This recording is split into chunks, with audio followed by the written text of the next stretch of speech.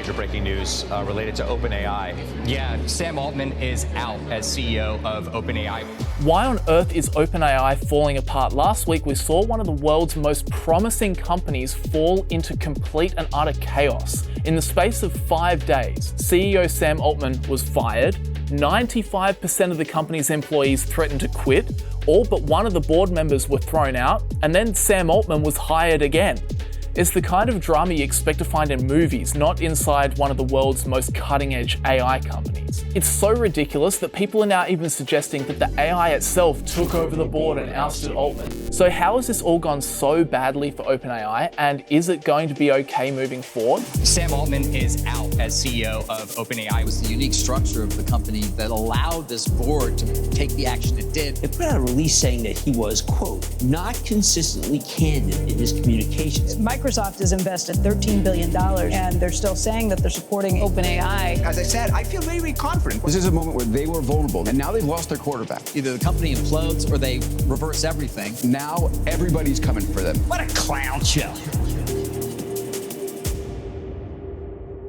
Just before we got started with this video, I just want to let everyone know on the new money education front, we have decided to keep our introductory pricing going until the end of this week. So it'll end on Friday. We had a few people tell us how they wanted to get in on the deal, but being released on Black Friday, they kind of prioritized other things first. I think that's fair. So for those that feel like they have missed out, you definitely haven't. We've extended the introductory period until the end of Friday. Hopefully that gives everyone a chance to get in. And yes, that does include the bundle as well. So the introductory price for Introduction to Stock Analysis also gets you Stock Market Investing for Beginners absolutely free. And once again, thank you to everyone for signing up. Thanks for the support. Thanks to everybody that's joined that community. But back to OpenAI. On Friday, the 17th of November, we find Sam Altman chilling here, the Las Vegas Grand Prix.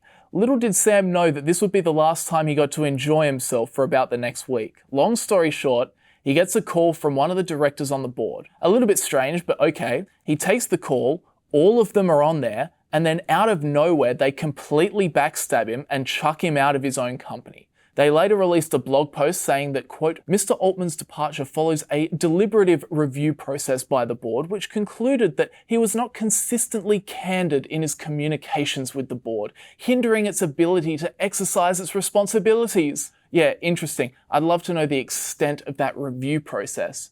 So just like that, Sam loses his job because literally a board of 4 people got mildly annoyed at him. But what happens next is kind of crazy. Firstly, Satya Nadella at Microsoft sees that Altman, one of the biggest brains in AI, is now unemployed, so he immediately snaps him up. But then on Monday, the board gets the shock of its life when they get handed a petition from nearly all of the OpenAI employees saying that they want the board to quit and they want Altman reinstated as CEO immediately. Otherwise, they're packing their things and they're working for Microsoft.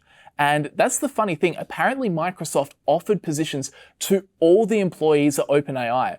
But just imagine that from Microsoft's perspective, right? If this thing actually fell apart, they had already signed up Sam Altman, and they could very well have signed up 95% of OpenAI's staff. They could have basically acquired all of OpenAI's talent without actually needing to buy the company. That's a pretty crazy situation. I reckon there's probably a part of Satya Nadella that's a bit sad that he couldn't pull off the coup of the century. But anyway, as I was saying, on Monday, the employees of OpenAI hand in a petition to the board, and the letter reads, quote, your actions have made it obvious that you are incapable of overseeing OpenAI. We are unable to work for or with people that lack competence, judgment, and care for our mission and employees. We, the undersigned, may choose to resign from OpenAI to join the newly announced Microsoft subsidiary run by Sam Altman and Greg Brockman. Microsoft has assured us there are positions for all OpenAI employees at this new subsidiary should we choose to join. We will take this step imminently unless all current board members resign and the board appoints 2 new lead independent directors such as Brett Taylor and Will Hurd and reinstates Sam Altman and Greg Brockman. Ouch. So at this point, the board is in pretty big trouble and they basically understand that their goose is cooked, so they do indeed step down. So Ilya Sutskever, Helen Toner, and Tasha McCauley all get the boot. Somehow Cura co-founder Adam D'Angelo manages to stay on the board. Brett Taylor, former CEO of Salesforce, gets the call up to be board chair and is joined by Larry Summers. Sam Altman overall gets reinstated as CEO, the workers win, and the board loses. Already this morning, OpenAI posting on X that Sam Altman will now officially return as CEO. He's the guy to go to. He has been at the forefront of this AI boom we've been seeing. There is no doubt in my mind, though, that the winners of all this has been Sam Altman and, of course, Microsoft. But something you might be wondering, which is a wise thing to ponder, is how on earth was it so easy to almost completely upend one of the world's most important AI companies? That's what we're going to talk about next. But before we do, one tool that you can use to ensure your online security doesn't get upended is NordVPN, the VPN provider that I've been using for the past 3 years. I love NordVPN. Having a robust VPN is almost essential in these days on the internet. So definitely make sure you're protecting your IP addresses and your sensitive information online. And of course, my favorite feature as an added bonus, you can bypass geo-blocking. So basically enables you to access things like your Netflix content library from wherever you are around the globe. I said this last time, but this comes in very handy, especially when I travel overseas. I can literally just log in and know that I'll have access to my content library so I can keep watching my favorite shows. But of course, that's not the only feature. There are also many more, like Nord's robust encryption to ensure your traffic is always protected, 24/7 customer support if you have any issues,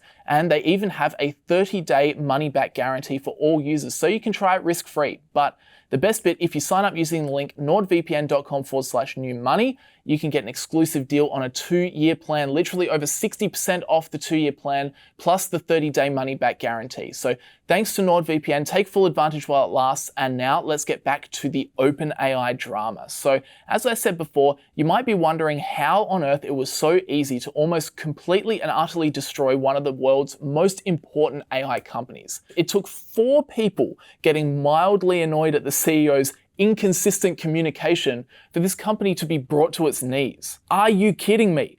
This is why I keep saying this feels a lot more like a TV show than real life, and it all comes back to the original structure of the company. So OpenAI was founded in 2015 by a bunch of researchers and entrepreneurs, including Sam Altman, Greg Brockman, Reid Hoffman, Jessica Livingstone, Peter Thiel, Elon Musk, Amazon Web Services, Infosys, and Y Combinator. Together they pledged $1 billion and the OpenAI journey had begun.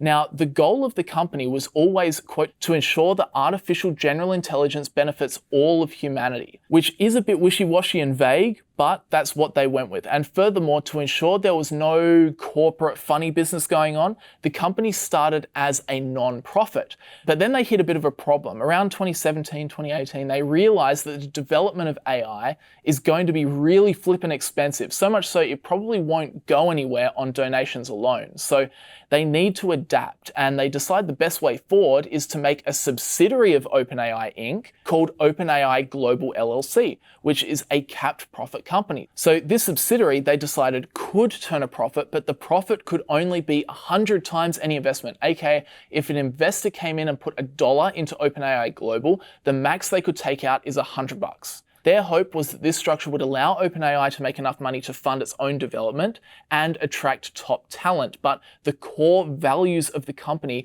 wouldn't change, and commercial stakeholders couldn't come in and disrupt the mission. As you can see by this complicated flowchart, any mention of, say, Microsoft or any other investors happens below the level of the original non-profit, meaning that while investors could get involved and could even benefit from their investment, they could not exert influence over the company's direction or mission. All of that was controlled way up at the top here by OpenAI's board of 4 people. Now, that in some ways is a noble structure to adopt, but in other ways, this structure is completely stupid. The main problem is that, as we've seen over the past week, it can lead to the board having way too much control. If we go back to OpenAI's flowchart, as you can see, the board controls OpenAI Inc. completely, with no shareholders to answer to, and then OpenAI Inc. controls OpenAI GP LLC and OpenAI Global LLC. So shareholders can benefit, but they don't really get a say. Now, what this has led to is the board of directors in total control, but the crazy thing is, there's only 4 of them. That's the big problem. You annoy a couple of people and you've already got one foot out the door. And that's exactly what happened to Sam Altman. For example, Microsoft has 12 members of the board, Meta has 26, Berkshire has 13. There's diversity in the board, and it takes a lot more people coordinating together to make big decisions. That's the tricky thing. You don't want a board so huge that nothing ever gets done, but you also don't want a board so tiny that just 1 or 2 people can really play havoc with the company. So that was OpenAI's big mistake. All of this could happen because there was literally 4 people controlling it, and it did in spectacular fashion. But as I said before, the 4-person board was effectively dissolved. Adam D'Angelo did manage to keep his seat, but beyond that, they have now brought in former Salesforce CEO Bret Taylor, former Treasury Secretary Larry Summers, and there are plans to expand that board going forward, potentially including some Microsoft representation who have invested heavily into the success of OpenAI and ChatGPT.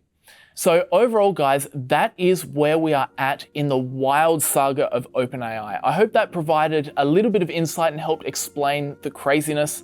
As always, thanks very much for watching, and as well, thanks for your ongoing support of New Money Education. Remember, if you haven't signed up yet, it's all good. We've extended it. Friday is now the deadline.